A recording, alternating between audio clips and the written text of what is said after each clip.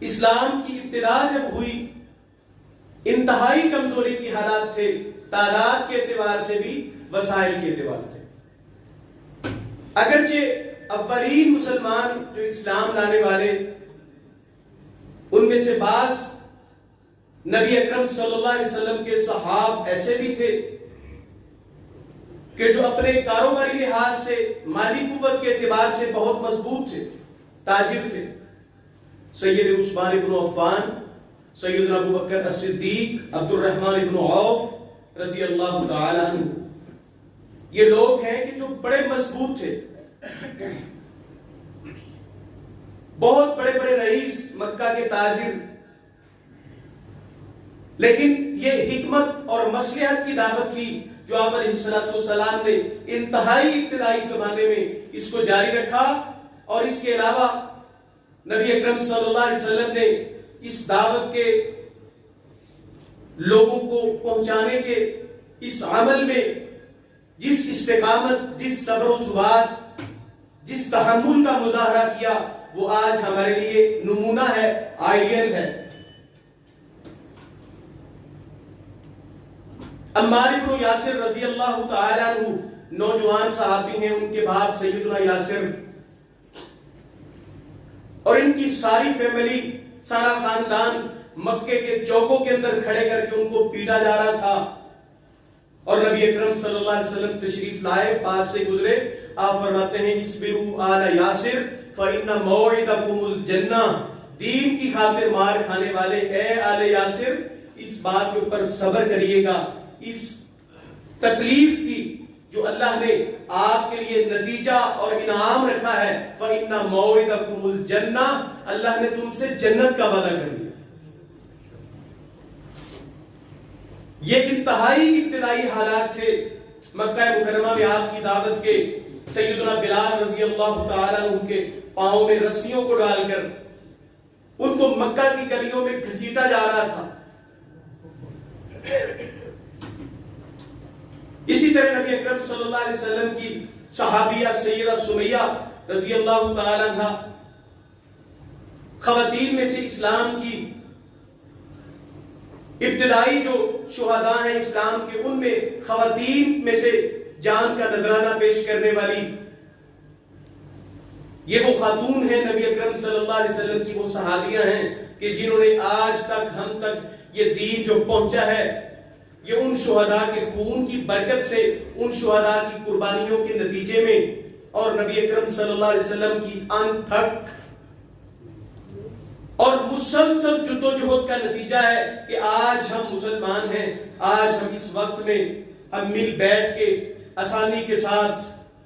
اللہ کی عبادت کو کر رہے ہیں اور اللہ کے اسلام اور اس کے دین کے اوپر عمل پیرا ہے۔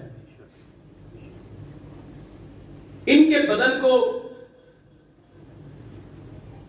امیہ اور ابو جہل اینڈ کمپنی، ان ظالموں بدبختوں، اللہ کے دین اور اس کے دین کی دعوت کے دشمنوں نے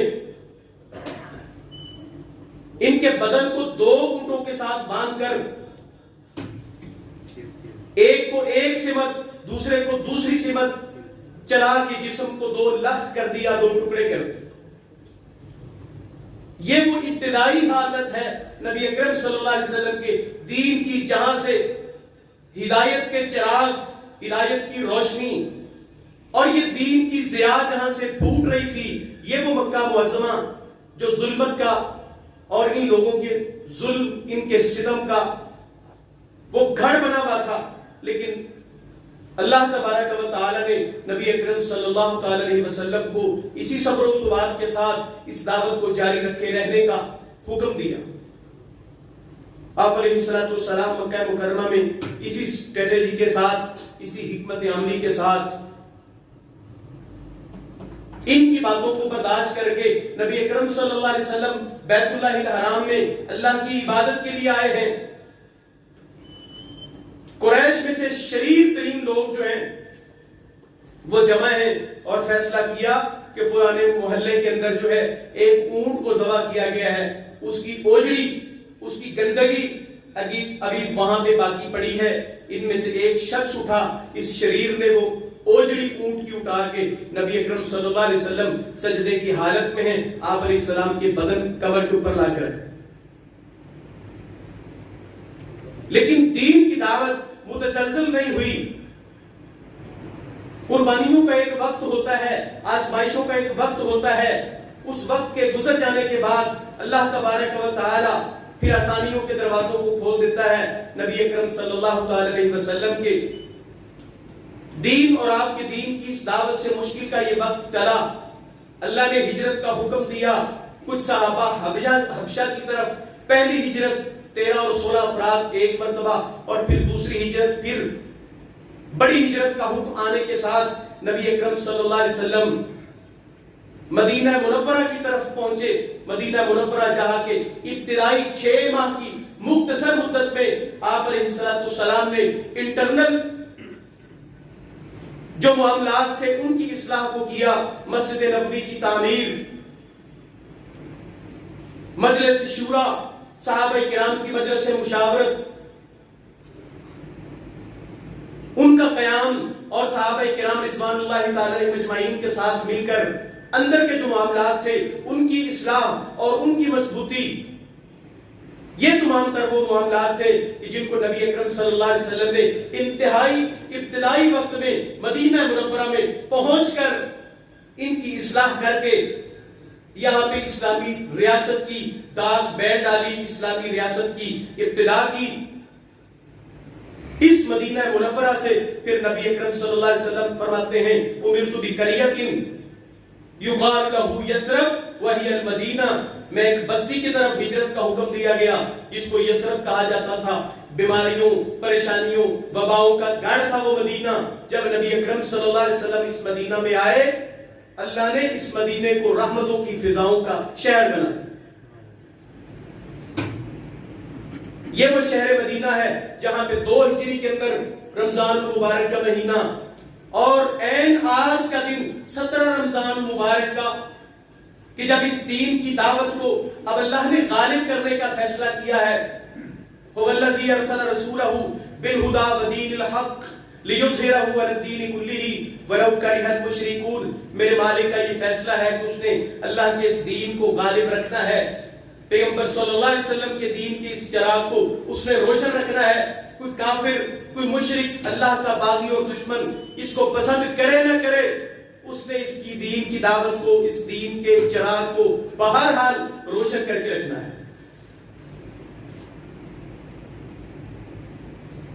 اب آپ علیہ السلام کو یہاں پہ چونکہ نبی اکرم صلی اللہ علیہ وسلم نے جو 2 بنیادیں قائم کی وہ یہ تھیں، ایک تو اسلامی ریاست کی بنیاد کہ جو مجلس شورا، پارلیمنٹ، اس کا قیام، اور دوسرا مہاجرین اور انصار کو آپس میں مواخات کے ذریعے ایک دوسرے کا بھائی بنا کے آپ علیہ السلام نے اندر جو دفاعی سسٹم تھا اس کو مضبوط کیا، یہود کے ساتھ معاہدے کر کے کہ مدینہ منورہ کی حفاظت کے لیے باہر سے اگر کوئی حملہ آور آئے گا تو مسلمان اور یہود مل کے مدینہ منورہ کی حفاظت کریں گے۔ یہود کے ساتھ میثاق مدینہ کو کر کے اس اندر کے سسٹم کو، دفاعی نظام کو مضبوط کیا۔ اس پورے واقعے کے بعد، اس پورے تسلسل کے بعد آپ علیہ السلام نے جس بصیرت کے ساتھ ان کے ساتھ معاہدے کیے اور پھر معاہدوں کے اوپر پوری طرح اسلامی لشکروں نے، نبی اکرم صلی اللہ علیہ وسلم کے صحابہ نے پہرے داری کی ہے اور ان معاہدات کو پوری طرح نبی اکرم صلی اللہ علیہ وسلم کے صحابہ نے پورا کیا اور پابندی کے ساتھ ان کو ادا کیا۔ اس کے بعد اللہ تبارک و تعالی کی طرف سے فیصلہ اللہ کا، ہجرت کرتے وقت مسلمانوں کا بڑا سارا مال اموال، مسلمانوں کی دولت جاگیر ان کی مدینہ مکہ مکرمہ کے اندر رہ گئی تھی۔ اب مسلمانوں کے پاس ایک بہت کفار کے لیے، ان کو جو ہے ٹف ٹائم دینے کے لیے مسلمانوں کے ہاتھ میں ایک سنہری موقع تھا۔ مکہ کے تاجر، مکہ کے قریش اپنی تجارت کا سارا سامان لے کے یہاں شام سے جب آتے، اس راستے سے گزر کے وہ مکہ جاتے، اور یہ سارا راستہ جو ہے یہاں سے گزر کر یہ اس مدینے کے راستے، مدینے کے قریب سے راستے سے گزر کر مکہ مکرمہ پہنچتے، اسی راستے کے اوپر بدر کا مقام پڑتا ہے جس کو بدر کہتے ہیں، جہاں پہ اسلام کی پہلی عظیم جنگ اور معرکہ وہ پیش آیا۔ اور اسی کے بارے میں اللہ نے یہ بات ارشاد فرمائی، لِيُحِقَّ الْحَقَّ وَيُبْطِلَ الْبَاطِلَ، اللہ حق کو حق کر دکھانا چاہتا ہے اور باطل کو واضح کر کے باطل کو پوری طرح لے اللہ جو ہے پوری طرح اس کو عیان کرنا چاہتا ہے، اس کو لوگوں کے سامنے دکھانا چاہتا ہے، لوگوں کو باطل کی جو ہے قسم پرسی اللہ نے اس کو لوگوں کے سامنے واضح کرنا ہے۔ اب مسلمانوں کے پاس دو فیصلے ہیں، دو فیصلہ لینے کو دو چیزیں ہیں، ایک تو وہ قافلہ، دو تجارتی قافلہ، اس لیے کہ اہل مکہ نے مسلمانوں سے ہجرت کے وقت وہاں سے نکلتے ہوئے مال اسباب سب کچھ چھین لیا تھا۔ اس صورتحال کا بدلہ لینے کے لیے ایک قافلہ جو تجارتی قافلہ ابو سفیان جو ابھی تک مسلمان نہیں ہوئے تھے ان کی قیادت میں شام سے مکہ کی طرف آ رہا تھا، مدینہ کے راستے بدر کے راستے سے اس قافلے کو روک لیا جاتا، اس قافلے کے اوپر حملہ کر دیا جاتا، لیکن اللہ کو منظور اور تھا۔ نبی اکرم صلی اللہ علیہ وسلم نے صحابہ کے ساتھ مل مشاورت کی، اللہ کا حکم یہ تھا، اللہ کا فیصلہ یہ تھا کہ سامنا ادھر ابو جہل اس نے اپنی کمپنی اپنے لوگوں کو تیار کر کے مدینہ منورہ کی طرف بڑھا، بدر کا مقام مکہ سے بہت دور مدینہ کے قریب ہے، اس مقام کی طرف بڑھ رہا ہے، لشکر کشی کر رہا ہے۔ بدر کی طرف جب اس نے چڑھائی کی، یہاں پہ مسلمان مومنین صحابہ کرام جو توکل علی اللہ کے مجسم تھے وہ اس قافلے کو جو تجارتی قافلہ تھا اس کو تو نہ روک پائے، لیکن اللہ جو سبق دینا چاہتے تھے، اللہ جس بات کو واضح کرنا چاہتے تھے، اس بات کا اس فیصلے کا وقت آن پہنچا۔ دنیا کو ہے پھر مار کائے روح و بدن پیش، ابلیس نے پھر اپنے درندوں کو ابھارا، اب یہ آ کے مکہ سے اپنی قوت طاقت کو جمع کر کے اس بدر کے مقام پر آئے تھے، مسلمانوں کے ساتھ مومنوں کے ساتھ لڑنے کے لیے، جو بالکل بے سر و سامانی کے عالم میں کل ملا کے 313، اگر ان میں سے نوجوان دیکھیں تو وہ 200 بھی نہیں بنتے تھے، 15 14 سال کے لڑکے نوجوان منڈے ملائے گئے، پھر جا کے 313 کا ایک لشکر بنا، جن کے پاس 8-10 لوگوں کے پاس تلواریں، کسی کے پاس سواری ہے نہیں ہے، سواری ہے تو تلوار نہیں ہے، تلوار ہے تو زرہ ہے، زرہ ہے تو کمان نہیں ہے، کمان ہے تو چھوڑنے کے لیے تیر نہیں ہے، بے سر و سامانی کے عالم میں اللہ کے اوپر توکل کرتے ہوئے رمضان روزے کی حالت صحابہ پیغمبر کے بدر کے مقام پر موجود ہیں، یہاں پہ سامنے دیکھتے ہیں تو 1000 کا لشکر جو پوری طرح کیل کانٹے کے اندر لوہے کے اندر غرق ہے، اسباب وسائل اسلحہ سب کچھ ان کے پاس، اللہ کو پامردیے، مومن پہ بھروسہ، ابلیس کو یورپ کی مشینوں پہ سہارا، کفار ہر وقت ان کا انحصار، ان کا توکل، ان کا یقین اسباب اور وسائل کے اوپر ہوتا ہے۔ مومن مسلمان جب لڑتا ہے اس کا توکل، اس کا اعتماد اپنے رب کی ذات کے اوپر ہوتا ہے۔ یہ لڑنے کو آئے ہیں، 313 ہے، جو 3 دفعہ ملٹی پلائی کرے پھر بھی ان کی تعداد کے برابر نہیں پہنچتے، اور وسائل بھی نہیں ہیں، پیدل پاؤں سے ننگے، لیکن آ کے ان کے مقابل کھڑے ہیں، لڑ رہے ہیں۔ نبی اکرم صلی اللہ علیہ وسلم رات کا وقت، ابو بکر صدیق رضی اللہ تعالیٰ عنہ بیان فرماتے ہیں، نبی اکرم صلی اللہ علیہ وسلم رات ہوئی، صبح معرکہ بدر بپا ہونا ہے، آپ علیہ السلام رات اللہ کے سامنے کھڑے ہیں، آہوزاری دعا جاری ہے، اللہ کے ساتھ بات چیت جاری ہے، اے مالک ان تولک حاضر العذابت لم توبت فی الارض، یہ میری مٹھی پر جماعت تھی، یہ 313 تھے جن کو آج لے کے میں آ گیا ہوں، اس مقام پر موجود ہوں۔ اگر آج کی جماعت، یہ 313 کا چھوٹا سا لشکر آج ہی اگر ہلاک ہو گیا، یہ مر گئے، دنیا سے رخصت ہو گئے، تو تیری کبھی عبادت اس دنیا میں نہیں کی جائے، کوئی تیرا نام لینے والا اس کائنات میں نہیں بچے گا۔ یہ میرا چھوٹا سا لشکر ہے، مدد کرنا تیرا فرض ہے، تو احکم الحاکمین ہے، تو قدرت کا مالک ہے، تو طاقت کا مالک ہے۔ یہی وصف ہے ایک مسلمان کا۔ بے سر و سامانی کے عالم میں آئے تھے، آگے ان کافروں بدبختوں کے سامنے، اللہ کے دشمنوں کے سامنے آگے کھڑے تھے۔ عبداللہ ابن مسعود رضی اللہ تعالی عنہ وارضا فرماتے مجھے، میں کھڑا ہوا ہوں، 13-14 سال کا ایک نوجوان بچہ میری دائیں طرف آ گیا، نبی اکرم صلی اللہ علیہ وسلم صفوں کو سیدھا کروا رہے ہیں،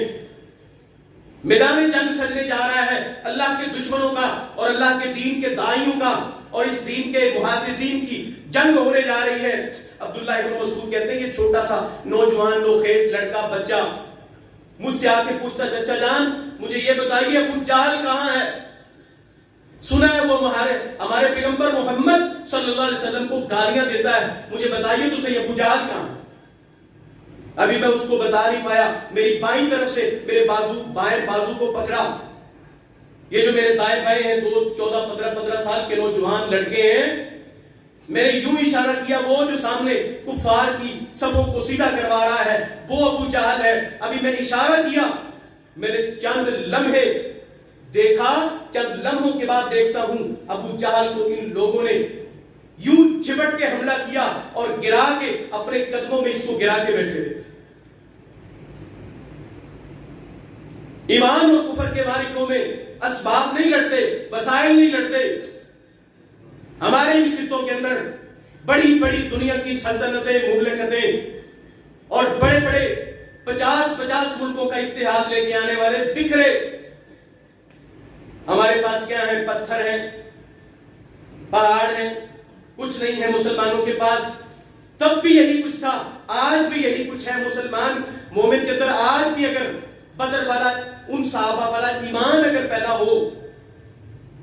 یہی بات ڈاکٹر اقبال کہتے تھے، فضائے بدر پیدا کر، فرشتے تیری نصرت کو اتر سکتے ہیں گردوں سے کتار اندر کتار بھی۔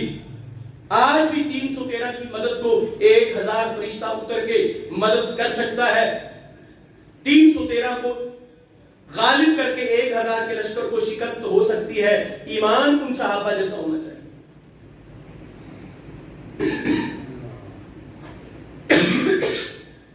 جذبہ ان صحابہ جیسا رضوان اللہ تعالی علیہم اجمعین۔ وہ نبی اکرم صلی اللہ علیہ وسلم کے صحابہ پھر یوں لڑے۔ سیدنا زین العابدین، علی زین العابدین، سیدنا حسین ابن علی کے بیٹے زین العابدین کہا کرتے تھے قاتل الآباء والابناء۔ وہ اپنے باپوں سے بھی لڑے، اپنے بیٹوں سے بھی لڑے۔ جب پیغمبر صلی اللہ علیہ وسلم کے ساتھ نکلے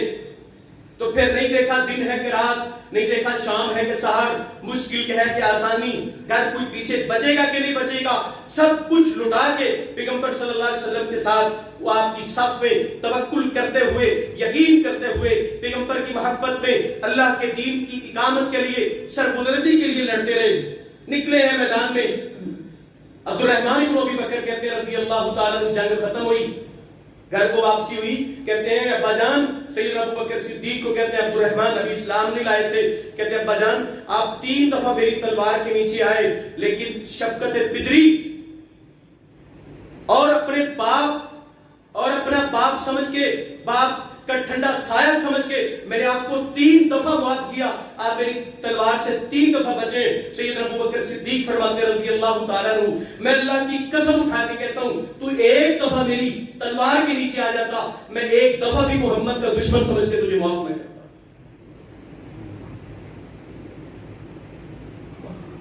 مصعب بن عمیر رضی اللہ تعالیٰ عنہ، کوئی بتا سکتا ہے مصعب بن عمیر رضی اللہ تعالیٰ عنہ جنگ کے بعد جب قیدیوں کو قید کیا جا رہا ہے، ان کو باندھا جا رہا ہے، مصعب بن عمیر رضی اللہ تعالیٰ عنہ، ان کے بھائی جو کفار کی صف کے اندر ہیں، اس کو کسی مسلمان مومن نے جب اس کے ہاتھوں کو باندھنا چاہا، مصعب بن عمیر دور کھڑے ہو کے آواز لگاتے ہیں اس کے ہاتھوں کو ذرا کس کے باندھنا، اس کی ماں بڑی امیر زادی ہے اور ان کے پاس بہت سارا مال اور روپیہ ہے، مال غنیمت آئے گا.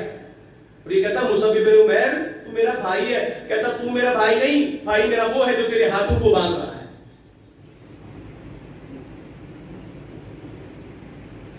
یہ توکل کر کے، اعتماد کر کے، یہی اللہ کہتے ہیں انما المؤمنون الذین اذا ذکر اللہ وجلت قلوبهم. مومنوں کے دل ڈرتے ہیں جب ان کا ذکر، ان کے سامنے اللہ کا ذکر ہوتا ہے. نماز کو قائم کرتے ہیں، زکوٰۃ کو ادا کرتے ہیں، اور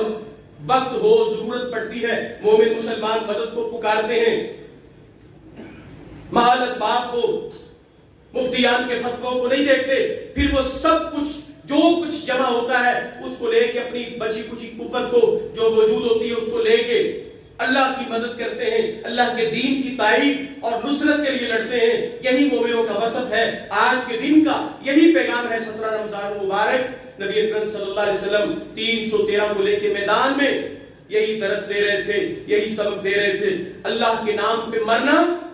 اسی کے نام پہ جینا. ان صلاتی و نسکی، میری زندگی، میری موت، میری نماز، میری قربانیاں، سب کچھ للہ رب العالمین. میرا سب جینا مرنا اللہ کی ذات ہے.